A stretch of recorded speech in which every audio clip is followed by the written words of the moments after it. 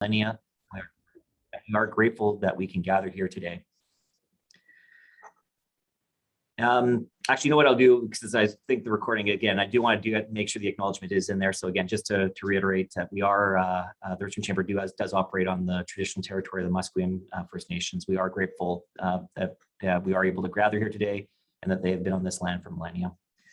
So thank you for all joining us for what is, I think, going to be a very interesting presentation by our two guests today. The title itself, what we dubbed the Rainmaker, has been dubbed the Rainmakers Dilemma. I just think is a very unique title and probably something for a lot of our business members out there who have started their businesses and in many cases are that rainmaker of the business. And what does that mean as you kind of start to see your growth? Maybe it was great at the beginning, but maybe it's kind of leveling off, or kind of where do you go from here? And as here at the Richmond Chamber, this is the kind of thing that we really want to be working with our members by bringing in partners like Richard and Matt here to really help you, especially coming out of a pandemic, still getting through a pandemic, but getting out of a pandemic. How do we get back onto that growth path and a lasting road to recovery and really build the wealth of our businesses? So with that being said, before we begin, I would like to go over a few housekeeping items here with you. Everyone will be on mute, and we are encouraging you to ask questions today. This is your opportunity to really unlock some of this wisdom and insight from our two guests. So please do get your questions in, submit them via the Q&A function at the bottom of your screen. As always, we have this is a lunch and learn opportunity, so we do try to keep the time tight. We will be ending at 1 p.m. But before then, we will get to as many questions as we can. So if you run into any problems during the presentation, you can reach out via the chat function. Please do so. During today's presentation, there are going to be a couple polls that are going to pop up on your screen. So what we will ask you to do is answer them in a timely fashion. We'll give you probably roughly about 30 seconds. I'll jump in with a 10-second kind of reminder, but do so that when we can get the answers over to our presenter. And of course, with that being said, now that the housekeeping letters are out of the way, I do have the honor to introduce our two guests today, Richard and Matthew Vetter. Richard Vetter is owner of Wealthsmart, Inc. and has over 35 years experiencing helping business owners build financial freedom. He is also a certified value builder who can help you enable your business to thrive without you and to get back your freedom or exit your business. And of course, Matt has been working alongside Richard with Wealthsmart or in Wealthsmart for the last 8 years. He is currently most passionate about helping clients achieve the goals that matter most to them, as well as managing production of Wealthsmart's The Podcast. Over to you, Richard and Matt. Fantastic, Dan. Thank you so much. And hey, everybody, thank you for joining us. I just wanted to repoint your attention to the bottom of your screen. You've got your Q&A box. Make sure you use it. If you have questions there, Matt's going to keep record of that. He's going to prompt me towards the end with some of your questions. Try our best to answer as many as we can. And maybe check out the chat box. We might be including a few nice links in the chat box for you towards the end. Don't want to distract you too much from the presentation, but towards the end, we might introduce a few things into the chat box, and away we go. So welcome to all the entrepreneurs on the webinar. You make the world go round. We don't give enough credit to entrepreneurs. Chamber of Commerce does, but we get attacked constantly out there, and it's really up to us to stick together as much as possible. It's awesome having the Chamber on board with that. I love the Chamber. I've been a member since the late 1980s, and even though I shamefully admit I took a hiatus a number of years ago, but I rejoined probably a decade ago. I built our business originally through in-person seminars sponsored by the Richmond Public Library, but honestly, it was because of the Chamber of Commerce that I made that valuable connection. I also started a networking group in the late 80s called Richmond AM, which I eventually asked the Chamber to take over. And it's running to this very day through regular networking events, most of which have been via Zoom as well. I don't take credit for that, but I'm really happy I let go of that, and so happy with what the Chamber has done with it over the years.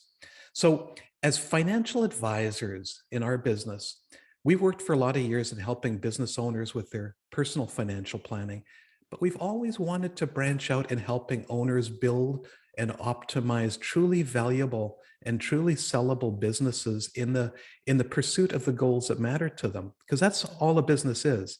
It's a way of providing value, yes, for our customers, but it's also a way of providing value for us in helping us reach our goals. So we decided to make good on that dream of helping business owners more comprehensively by becoming a certified value builder consultant. And what we hope to do is bring business owners a process and platform to ultimately build and accelerate the value of your company. You know, whether you want to sell it, whether you want to transition it, turn your business into a truly self-managing company. We're trained to apply the tools and resources of the Value Builder system directly to your company. So the system we use works because we've looked at data. And I'm going to talk about a lot of that data today.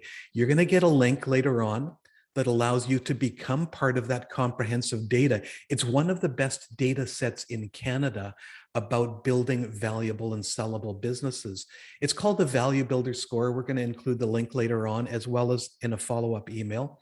The beginning scores, honestly, they're pretty ugly. They're not pretty at all, but they're the truth. And they're a starting block on your road to building a more valuable and sellable business. Most businesses, believe it or not, don't end up selling. They end up just shutting down. And that's a tragedy because you're building up phenomenal value and we need to work on the business, okay? You're gonna get a link for the Value Builder Score later on. Highly recommend you take it, okay? It's a real eye-opener, okay? So, speaking of value, you've probably given a lot of thought into your company, okay? And how your company, how you are impacting the value of your company. So this conversation you might be having with yourself might be highly influenced by a lot of the books that we see lately. There's a lot of courses and other communications as well that are saying that you should focus on your strengths. That's a good thing, not your weaknesses. So let's take a look at some of these books right here. They're all phenomenal. Matt, we've done like Strengths Finder together, okay? And it's really given us an insight into unique strengths and our ability. It's pointed the way to the fact that I'm kind of in our structure, like the EOS framework, visioner, implementer. Matt is definitely the implementer in our business. He just helps get things done.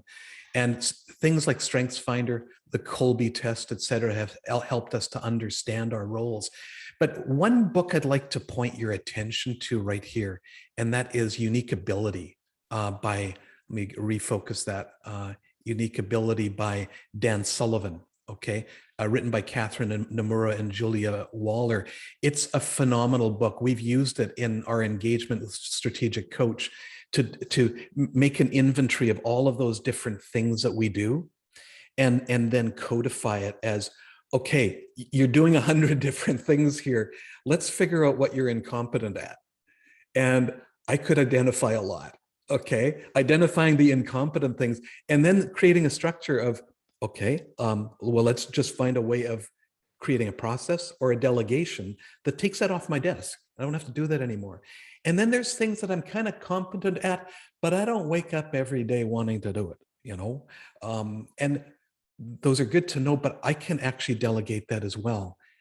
And then there's the things that I wake up to that just light me up.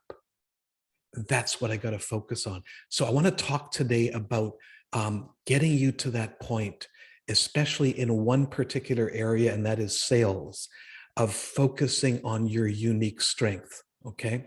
So let's talk about that. Now, most founders make the largest contribution to their company's success by selling stuff, by winning new customers. You're either landing them or you're keeping them happy. Business development. Selling is also where you're making the biggest contribution in the shortest possible time. Like you start your business and you want to shorten that time to creating revenue.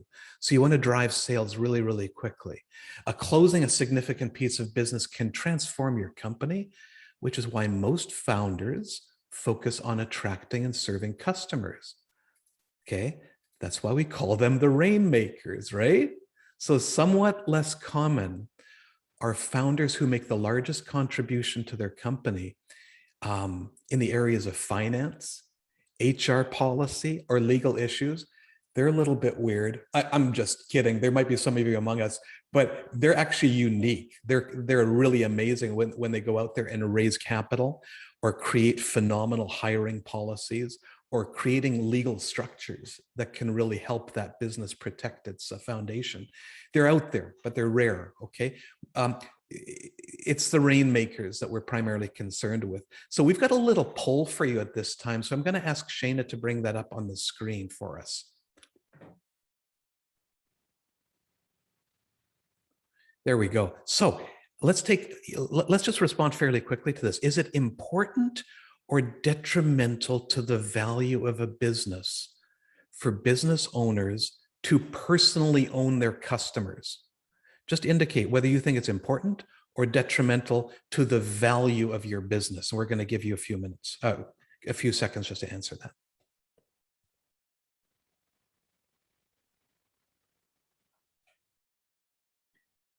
So the poll's been up for about 30 seconds already now, Richard. Maybe we'll give them another 10.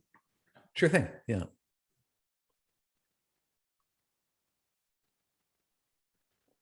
There we go. A couple more seconds. That's been 10. So that's been about 40 seconds, everyone.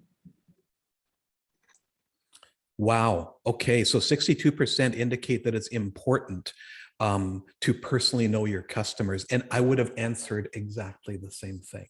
Okay. But there's something kind of interesting here that we're going to get into right now.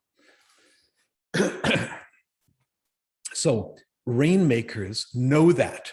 Like, it's really important to get to know your customers. That's why they drive sales so darn quickly. But something happens, okay, when the Rainmaker runs out of selling hours in the day. The company plateaus and revenue flatlines. So that can be really frustrating for most Rainmakers as they continuously bump up against the limits of their personal capacity to sell. That's an obstacle. Okay. As a result, let me just take a look here. I'm going to talk about Rainmakers and how likely they are to attract an offer. Like, you might not be wanting to sell your business, but you might be presented with an opportunity to do so. I'm going to tell you here that when we take a look at that, a big question, we ask this question on our Value Builder questionnaire. What percentage of your company's revenue, sales and sales turnover, is undertaken personally by you or your fellow equity holders? And for those that answer, 76 to 100% of our revenue is due to my contacts, like the people that I'm finding. About 8% of them have received an offer in the previous 12 months, prior to this questionnaire. Those are the Rainmakers. Now, there's another group here that is almost double. Okay, so for those people that are not at all, those owners that are not at all responsible for sourcing that revenue, they've got a sales team doing that. 15% of them have received an offer. Okay, so they're almost twice as likely to receive an offer to buy the business. And again, you might not want to sell your business, but it's good to know that if you need to, you can. So doubling by not being a Rainmaker. Okay, now Rainmakers are almost also half as likely to attract a premium offer. Now, we talk about a premium offer on your business as being a multiple of either 6 or greater times their pre-tax profit.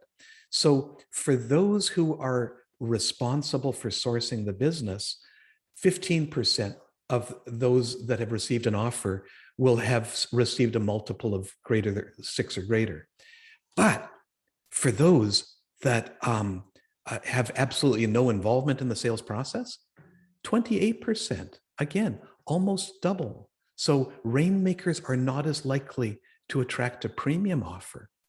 Now, we can say with a fair degree of certainty that being a Rainmaker serves you extremely well as you're building your business in the first few years, but quite quickly, you reach a plateau, not just in terms of your sales.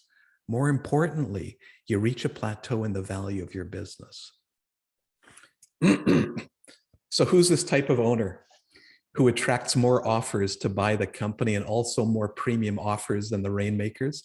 So the next type of business owner is the type that we'd encourage you to evolve into. So let's call her the architect. So she too is really, really good at selling and influencing others, but she invests those skills in building sales and marketing systems, sales processes, marketing funnels, and branding initiatives. She's actually still leveraging her unique abilities in finding the business, but shifting to the left of the quadrant, and she may need to invest a lot more time in building that framework, you see. So these projects, they have a longer payback time, so you don't get that instant gratification right away. Matt and I are going through that process right now of building funnels. So the architect, though, focused on building a successful marketing and selling system is not limited to the number of hours in the day. They can design a marketing funnel and hire and train salespeople to do the selling. So you're taking what you're doing naturally and you're codifying it so that you can train others to do it. So that might sound hard, actually, but it's not as hard as it looks. Okay, oops, let me just go back here. Pardon me. So what's happened over the years as you've built your sales process as a Rainmaker is you've actually become kind of unconsciously competent. It's that beautiful stage of being in flow where you're executing on what you do and you don't even think about it anymore. You just do it. But deep down, there's a system. So by taking on the role of the architect, what you're doing is you're wrapping a trainable and a systemized structure around what you do so naturally.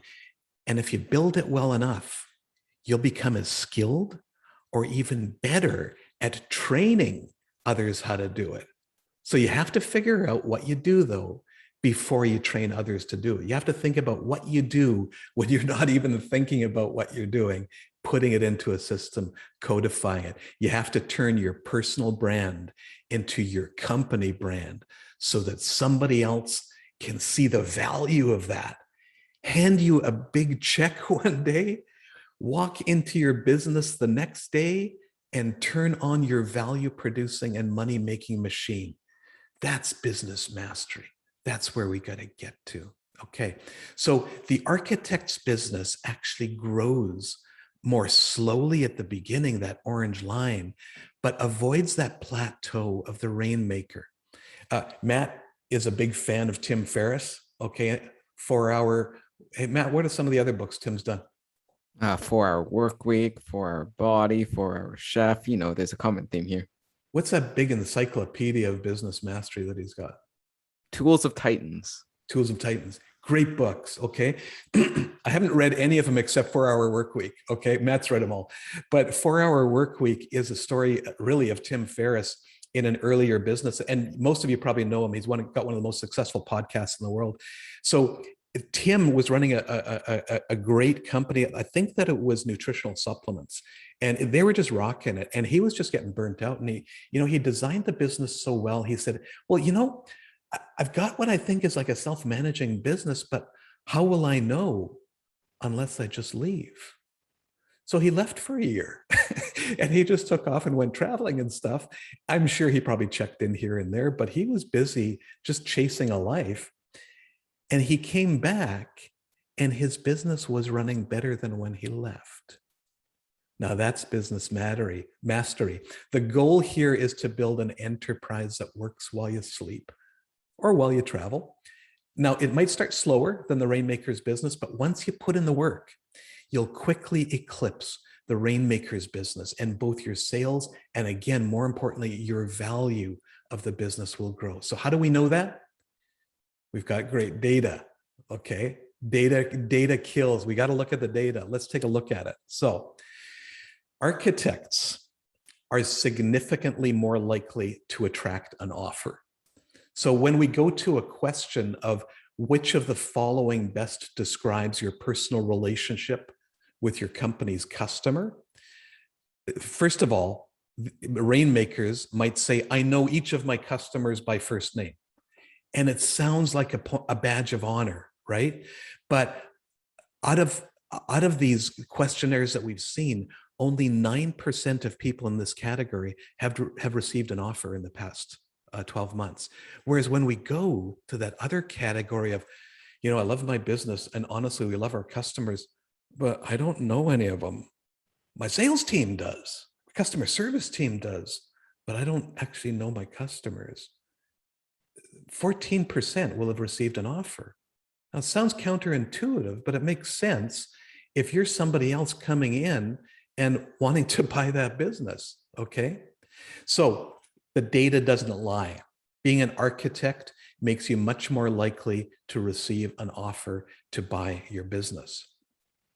And again, architects are attracting offers that are more than double. So in that category of, I know each of my customers by first name, the Rainmakers, 14% of the total, but 14% of those that have received offers. In other words, our sampling here is 2,772 Value Builder questionnaires. 14% have said, received a multiple of 6 or more of pre-tax profit. Well, that's pretty good. But let's take a look at the architect. The architect has received 33% of them, and they don't know their customers, have received multiples of 6 or more, 1/3. Now that's huge. Being an architect makes you far more likely to receive a premium offer of 6 times or more of pre-tax profit. Okay. So we want to be architects. Okay, the architects focus on the top left. They're still leveraging their skills as Rainmakers, but they're doing so in a way that the impact is less instantaneous and it can take months or years to see. They're busy designing marketing funnels. That can take months. They're busy training great salespeople. That can take months or years. They're busy rejigging their branding. That takes a lot of energy and creativity. Now, it's important at this point to not get intimidated and say, okay, I'd love to be an architect, but I can't do all those things. That's crazy, man. So we too often get obsessed with, how do we do this? And this is a point where we have to strategically ask, okay, I don't know how to do this, but let me find out who. Dan Sullivan and Dan, who's the other guy? Matt, who's the other guy? He wrote Atomic Habits, right? Okay, Dan Sullivan and Darren Hart, not Darren, Ben Hardy. Ben Hardy wrote the book, Who, Not How. I'd recommend you look it up, Who, Not How. Great book, okay? We have to take a look at who can help us do this. In the Chamber of Commerce, there are tons of people, and that's the beauty of webinars like this, is it engages our creativity to ask, who can help me with this? Well, just go into your chamber database, go to your networking meetings and find people that can be the who's rather than you getting frustrated with the hows. When's the last time that you saw an architect actually put up an office tower? They're masters of who's. Architects are all about managing all the who's in a project. So you got to do the same thing with your business. Okay, so how do you transition from Rainmaker to architect? Okay, you delegate and you elevate. Okay, let me just make sure I'm on track here whoopsie, I just got to check something up here. Hang on a second, folks. Okay, good. I'm good. So you delegate and you elevate. You focus all of your unique abilities on designing a business that can run without you. And you train a team to take over the Rainmaker function, okay? You prioritize and you strategize and you train people. Now, you might be saying at this time, okay, that's fine, but I love selling. I love solving a unique problem for my client and seeing them through the solving of their problem. And that's all good, okay? But let's focus on training people to do that and getting away from that. I consider that a little bit like candy. So I want to talk about another little box that we have here, and we just call it the candy box. Okay. The candy basically means it tastes good in the moment, but honestly, it undermines your health in the long term. It tastes amazing, but over the years, it's going to rot your teeth. It'll give you diabetes, heart disease, cancer. It'll kill you. Okay. Business owners feel great when selling, but if they do this all day, they'll undermine the value of their company. Candy's a nice distraction, but don't confuse the short-term sugar hit of personal sales with a long-term protein building of a proper business building diet. Honestly, if you stick to the Rainmaker's role too long, the stress that builds inside you could kill you as well. You want to be in that top left box. So let me just turn back to that previous slide here. There you go. I want you to prioritize that top left quadrant and spend the time to train people for the top right quadrant. So that way you're going to free up your time. You're going to delegate tasks that actually don't leverage your unique skills. Remember that inventory of things that I'm incompetent at? Okay. I'm actually not great at selling.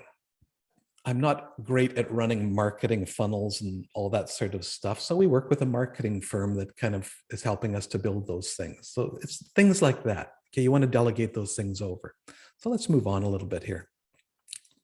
Past the candy box. Let's get past that. Okay. So I'd like to share with you 9 strategies that are going to help you. And you're going to find this really useful. 9 strategies that are going to help you navigate the transition from Rainmaker to architect. It's not a sudden transition, okay? We're all different shades of both Rainmaker and architect here. What we want to do is evolve over time, moving from the top right to the top left long-term quadrant. Here's a bunch of strategies that really work. So at this time, if there's any latecomers, by the way, good to have you here. Please feel free to fire any questions into the question and answer box on the bottom. We can address them toward the end if time permits, okay?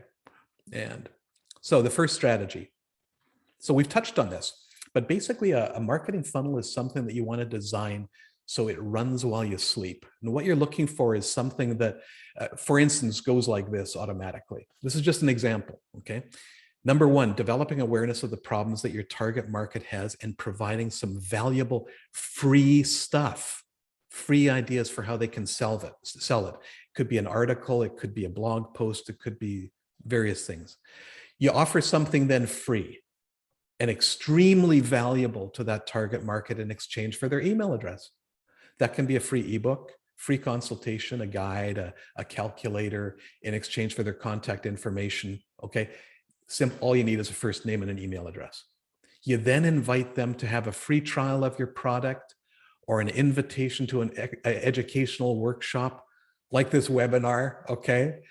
And you give them a ton of free value, allowing them to get to know you. And perhaps, hey, you know, some of them might raise their hands and say, let's talk. I'm more interested in the kind of work that you do. So there's a ton of systems that do this. It's like we use Keep, like it used to be Infusionsoft. It could be HubSpot, Lead Pages, different things like that. So there are systems that do this for you. Use what you know through your sales experience to customize these funnels. The next thing, SOPs, standard operating procedures, document your sales process. This stage allows you to move from unconscious competence. So you actually have it down on paper or virtually. When you work through the value builder process, for instance, that we've got a system and tools for doing this stuff. And once you get going, it's actually really addicting, saying, whoa, mind blower, I didn't know I knew that. And I do it every single day, and then you write it down. So you must codify what you know into a sales system that replicates your unique selling gifts and basically clones yourself so that your company is not limited by your plateauing ability to grow sales.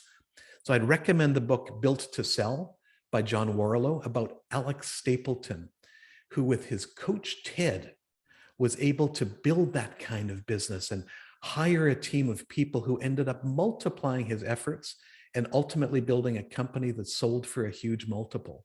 So we'll be providing links for all of these resources in a follow-up email. But I got to tell you, I read that book Built to Sell about 10 years ago. And I still remember those lessons. And when it was brought up to me again, I looked into it deeper and I discovered Value Builder. And we just loved it so much, we decided to get the system. So here's another poll. Shane, if you could bring it up.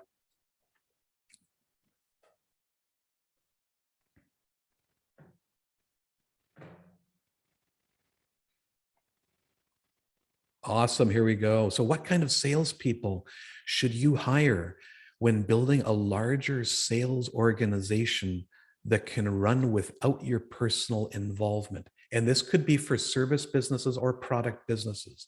What should it be? Salespeople used to selling services or salespeople used to selling products? Okay. I kind of gave it away, sorry. My apologies.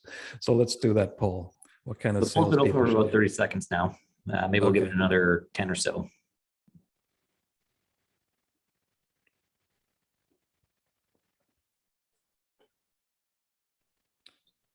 There we go. Yeah, I gave it away. Oh, I gave it away, but you didn't get the hint. Thank you for that input. So I get it. I get it. Because if you got salespeople, I mean, the results are overwhelmingly like hire somebody who's used to selling services, because selling services requires salespeople to basically, really get detailed and customized and things like that, things that we think are really, really good. But I'm going to say something kind of controversial at this time. Okay. In our experience, the best salespeople are those who are used to selling products, not services, even if your business is a service business. So here's why. When you hire people who've been used to selling services, they're going to be in the habit of customizing the service offering for each customer who wants a unique solution. We all want tailored solutions. They use all kinds of strategies and consultative selling techniques, and it can get quite complicated, and it can take years to build those kind of skills. Now, that's great if you want to build a small-scale boutique company or as you're building your initial business. However, if you want to build a scalable company with a sales force that does not depend on you being a part of the sales process, it's not sustainable. And it'll be actually really unattractive to a prospective buyer. They want a simple selling machine. The prospective buyer wants to work. They don't want to work on a company. They just want a company that works, right? So you need people who've lived with the challenge of selling a physical product. Why? They have not had to live with the challenge of customizing a product for the customer. So you have to position the product to solve the customer's problem.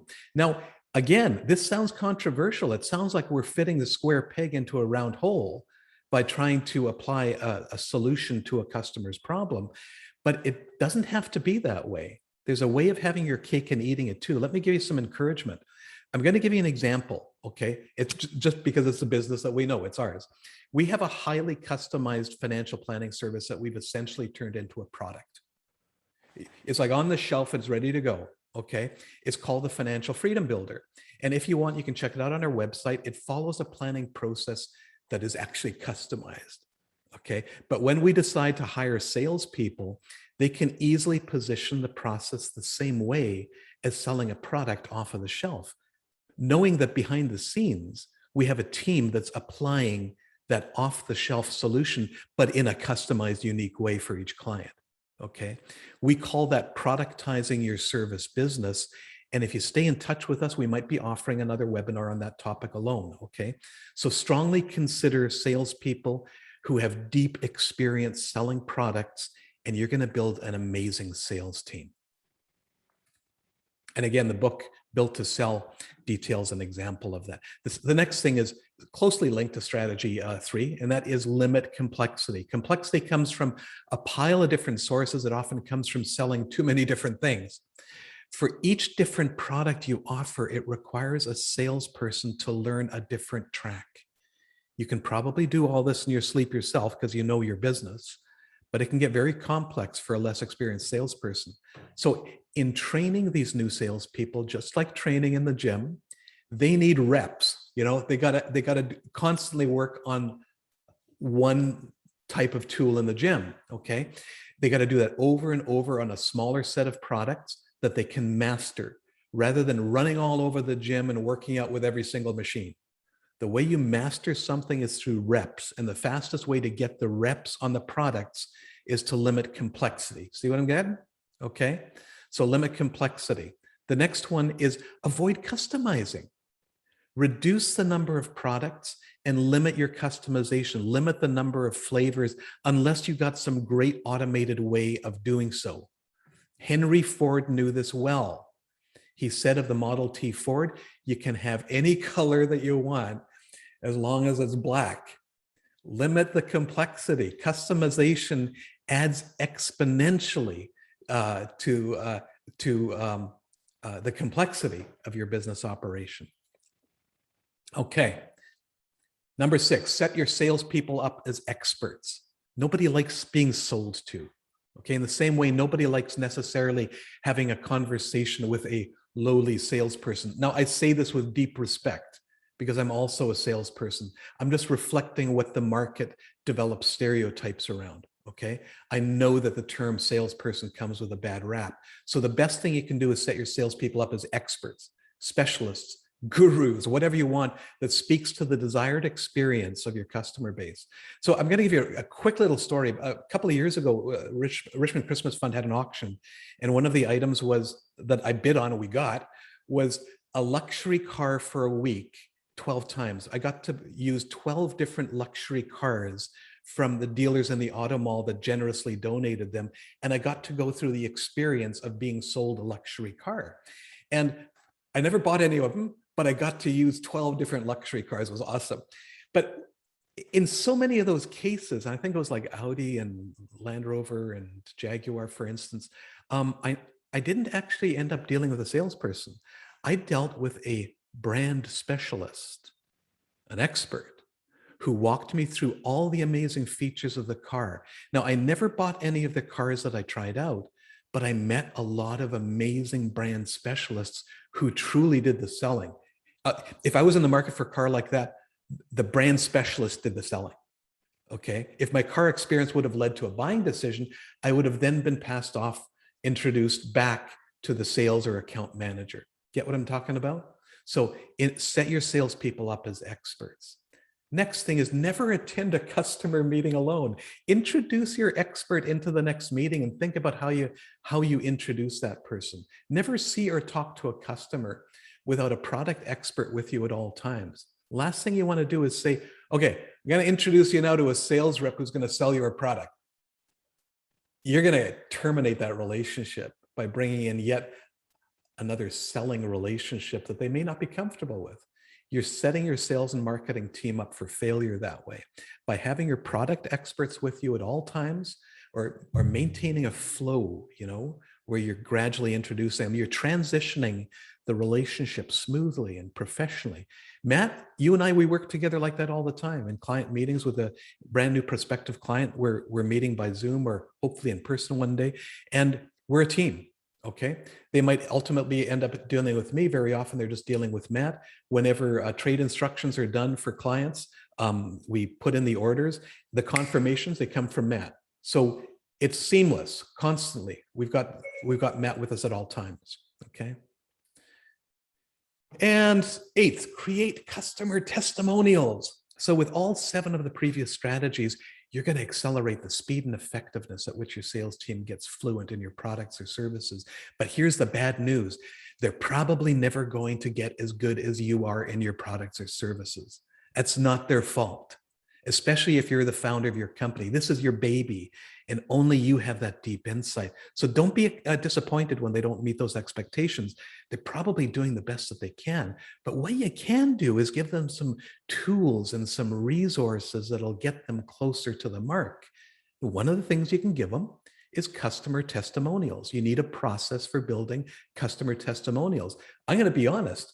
We're working on this value builders process ourselves, and we're working on a process that generates that. So we don't have as many testimonials as we want. So we're on the journey with you. Customers effectively talking about your products or services in a favorable light helps your salespeople sell. Is that a crutch? It's absolutely a crutch, but they're never going to be as good as you. So you must give them some resources to make the transitions. Customer testimonials can help. Another thing that you can do is offer guarantees. Is it guaranteed that your product or service is going to work if the directions are followed? And if it doesn't, do you have some money back offer or credit that you're going to give? Do people have an assurance that they're going to get value? And if they don't, they'll get recourse. You need that. Is that a crutch for your salespeople? Absolutely. But again, you have to give them tools and resources they can use, because they'll probably never be as good as you are in explaining what you've put years of sweat equity into. So with those tools and resources like customer testimonials and guarantees, they'll be able to be almost as effective as you are in selling your product. And hopefully with the right training and encouragement, they'll one day be better. And that's when you know you've succeeded in building a great team. So there's your 9 strategies to help you transition from Rainmaker to architect.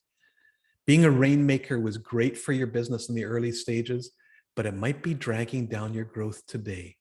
All these 9 different ways are going to help you navigate that transition to being an architect of your business, designing marketing funnels that work while you sleep, documenting your sales process into SOPs, hire salespeople who are used to selling products rather than services, limit complexity, avoid customizing, set your salespeople up as experts, never attend a customer meeting alone, create customer testimonials, and yes, offer guarantees.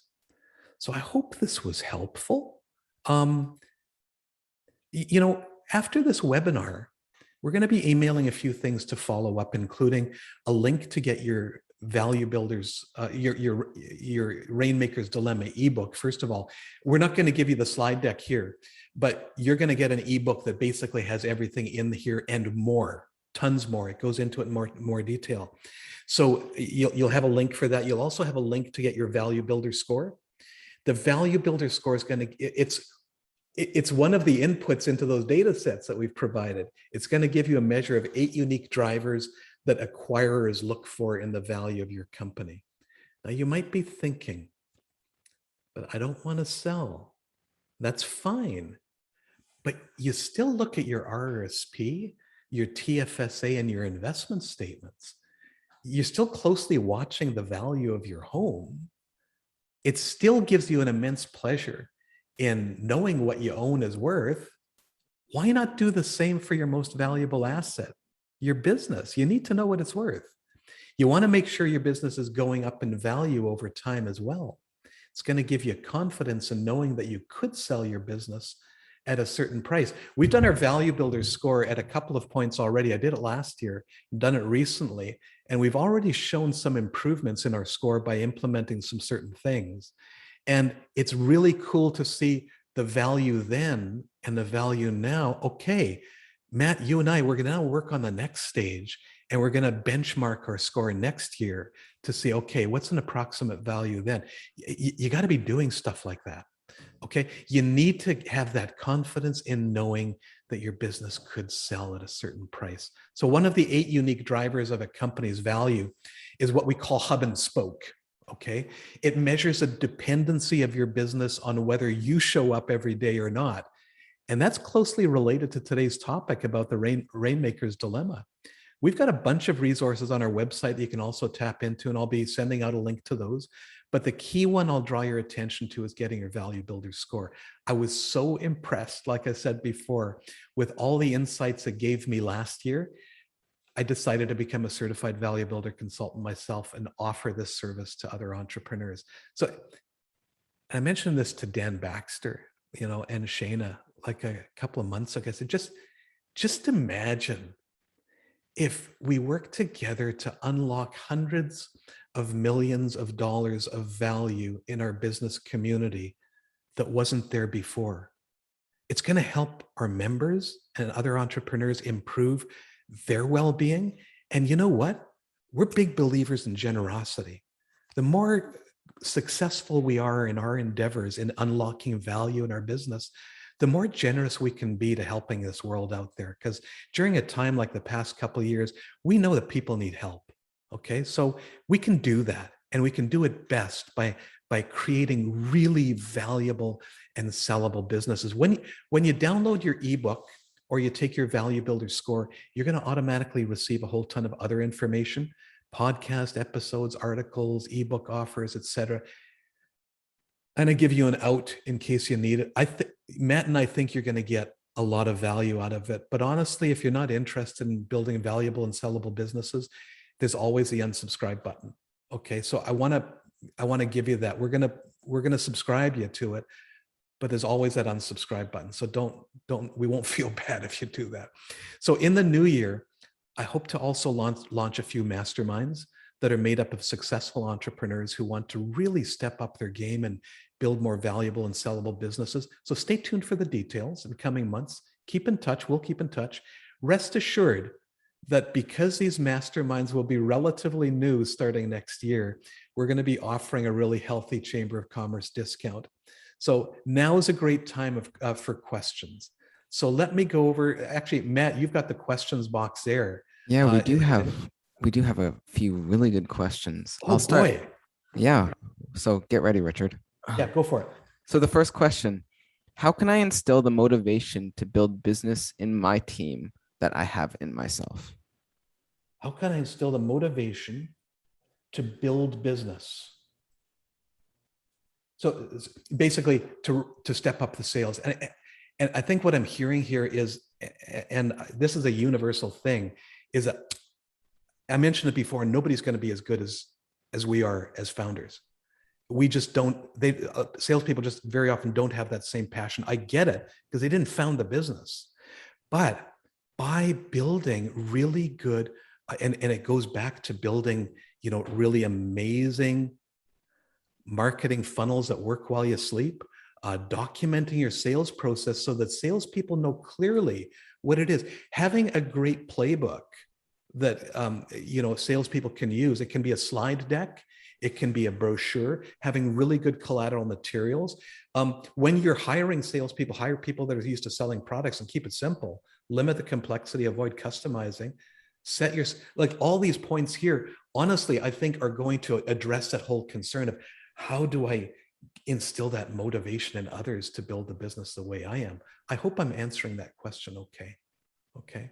Matt, was there another question? Well, I think just to add on to that question we just answered, there's something about teaching your salespeople that, yes, they are actually solving a problem for their customers. And the more and more we can align with that, I think the more and more the motivation builds.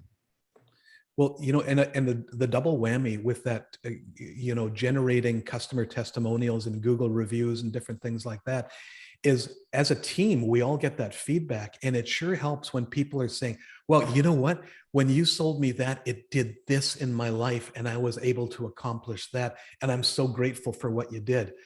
By feeling that, so that'll help the team immensely. Thanks for bringing that up. There's another interesting question. Yeah. As a family business yourself, how has Wealthsmart applied these ideas to your own business? That's a really good question. So we weren't doing it. It was just the classical E-Myth entrepreneur earlier on. It was just out there doing it, and just running ragged. But as we started working with Matt, as we started founding capabilities for Zine, as we started sourcing out sales and marketing to a firm, we've got one firm based in Halifax, and engaging a few coaching organizations, we were able to start designing marketing funnels that are starting to work, documenting our sales process, creating a system for how we deliver our service, productizing what we do in financial planning, putting it on the shelf as, the financial freedom builder, right? That's how we've done it. We're on the journey just like you are. Trust me. Okay. And we've just begun. And that's why I can't stress enough. It'd be so delightful to be going through this journey together in these masterminds that we're building in the new year. Okay. Matt, another question? Which personality attributes and competencies do you think are most important when hiring salespeople? Wow. It all depends. Okay. I think salespeople are classical quick starts. Okay. We do a profile called Colby, and Colby measures how we take action. And Matt, can you maybe explain Colby a bit better, because you actually have dug deep into that? Well, there's a lot of attributes for each person. So for example, the quick start, there's two, it's a spectrum basically. So on one side, there's stabilizing, and on the other, it's innovating. So if you're a low quick start, it means you really want to stabilize something. And that's a good attribute to have in a business, because things can run off the rails if there's not rules in place, there's not procedures in place. But then the innovator is on the other spectrum of the whole quick start dimension. And that's basically somebody who innovates. And that's usually a classic entrepreneur. Yeah. So I'd really recommend Colby, like go to colby.com, KOLBE.com, and consider having your team take their tests. Matt, you did a little, an example with an entrepreneur running a business up in the interior. And he was able to do the Colby test with his team. He found it incredibly helpful in understanding why his salespeople weren't taking action in certain areas, and using unique strengths of other people on his team to build resources and tools that the salespeople could use. For instance, tools like testimonials, tools like having guarantees and different things like that. So by using that synergy of different unique abilities, I think we can have a very, very strong sales team. Okay, next question, Matt. Do you think some job titles like business development, account manager, or sales are out of date? I think so. For instance, the car experience that I had, it was like classically in a car business, it would be account manager or something like that, or sales representative or whatnot. Not helpful at all. But Jaguar brand expert, it basically said, okay, I think it's the Cowell Group that owns them. We've got a Jaguar, Land Rover, Volkswagen, Audi. Well, this particular person was a brand expert at Jaguar. Like, that's pretty focused. That tells me a lot more than sales rep. And so to answer that question, I think, yeah, we can get a lot more creative in defining exactly what it is, that role behind the scenes as a salesperson. Sales truly is all about helping people to make a decision to move forward on something that they know deep down is good for them. Okay. And if that Jaguar, for instance, helps me to fulfill my desire to have an experience of feeling luxury and prestige and confidence in a vehicle that I'm driving, then let's find a word to wrap around that experience. And in this particular case, it was brand expert, right?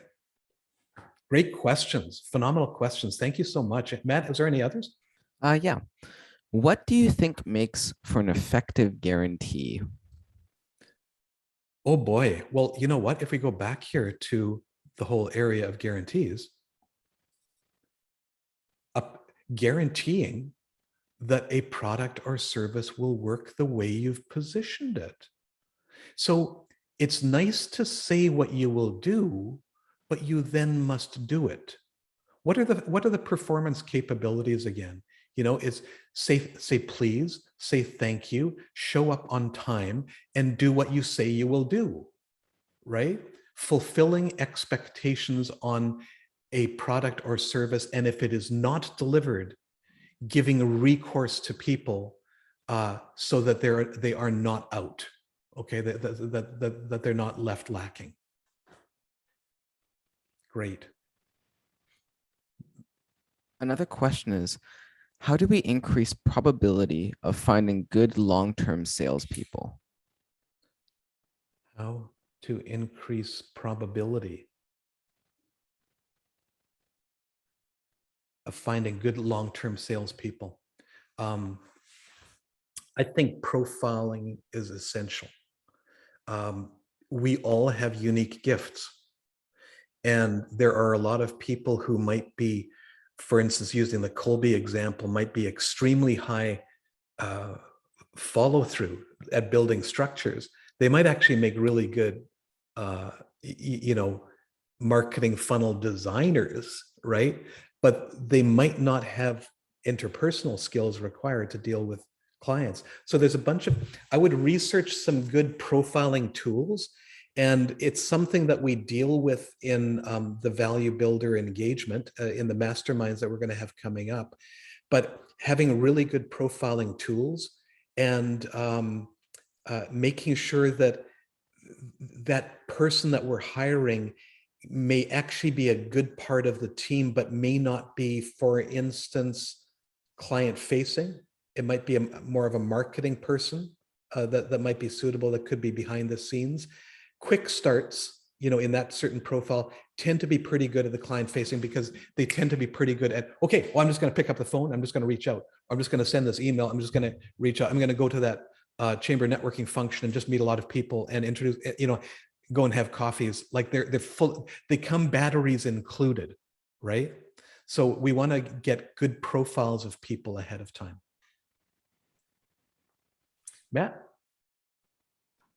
I think you did it. I think you Cool. got through all the questions there, Richard. Thanks, Matt, for great moderating. questions. Yeah, they were excellent questions. And of course, I just want to say, obviously, a very big thank you to you, Richard, and to Matt for sharing not just obviously a lot of great information, but a lot of great insight with us here today. We hope everyone has learned something here that will help you take your business, if you are that rainmaker, and move you into that architect space and unlock that value in your business. That can obviously hopefully help you get that 6-time offer on the business, and to Richard's point, not just to obviously unlock that wealth, which is helpful for businesses in general to have a healthy economy, but also to give back to our communities as well. So thank you again for that, Richard. And of course, before we part today, I would like to let everyone know that we are about a couple of our upcoming events. The big one coming up on November 25th. Next Thursday is our 44th annual Business Excellence Awards in person. We are live again, people. It's going to be held this year at the Sheraton Vancouver Airport Hotel. Obviously, the River Rock is still being used as a vaccination site, so that is tremendously important work. So thank you to the Sheraton, obviously, for being able to host us. So we do invite you. Please do, if you can join us, come celebrate some of the most outstanding businesses here in Richmond in our 10 categories. So with that being said, just once again, thank you to Richard and Matt for joining us today. Thank you to all of you for joining us as well. And just have a great rest of your day. It's a pleasure. Thank you so much, everybody.